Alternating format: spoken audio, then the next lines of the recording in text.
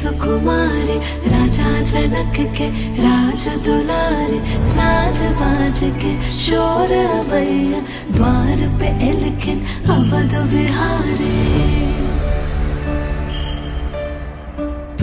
तीनों लोक जो मिथिला मां, छलके नयन नयन पसारे।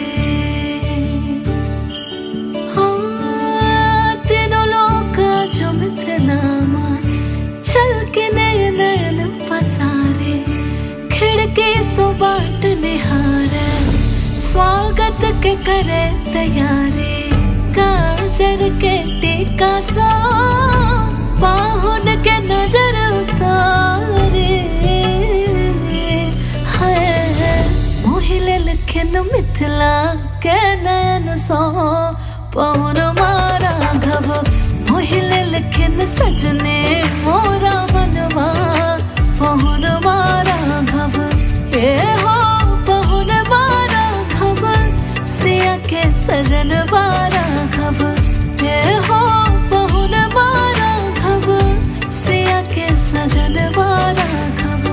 मोहिले लिखिन मिथिला के नयन सो, पहुन मारा घव।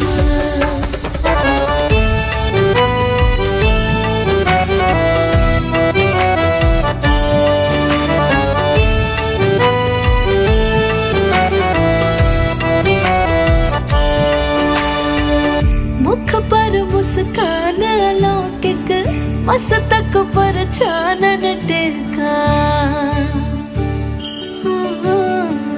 मुख पर मुस्कान अलौकिक, मस्तक पर चानन टिका।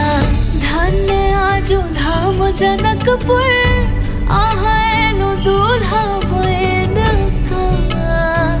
हाय मोहिले लिखिन मिथिला के नयन सो, पहुन मारा घव। मोहिले लिखिन सजने मोरा मनवा, पहुन मारा घव। ए हो पहुन मारा घव, सिया के सजन बारा घव। ए हो पहुन मारा घव, सिया के सजन बारा घव। मोहिले लिखिन मिथिला के नयन सो, पहुन मारा घव।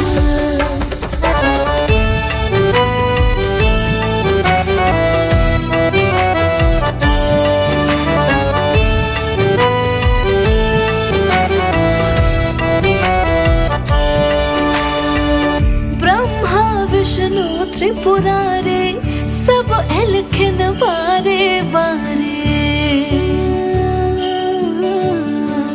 ब्रह्मा विष्णु त्रिपुरारे, सब एलखिन बारे बारे।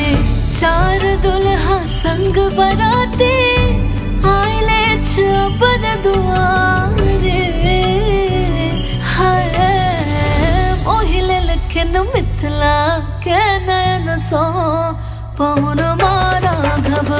मोहिले लिखिन सजने मोरा मनवा, पहुन मारा घव। ए हो पहुन मारा घव, सिया के सजन बारा घव। ए हो पहुन मारा घव, सिया के सजन बारा घव।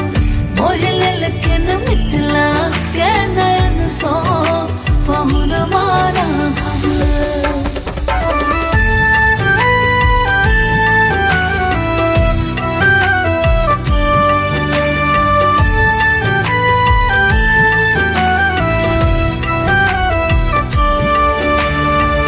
चलो चलो परछन सखी है, दुल्हा जो मावन सखी है।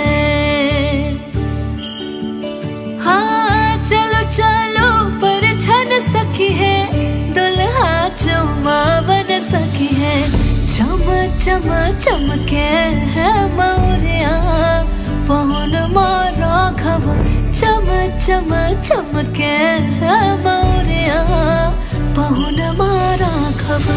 मोहिले लिखिन मिथिला के नयन सो, पहुन मारा घव। मोहिले लिखिन सजने मोरा मनवा, पहुन मारा घव। ए हो पहुन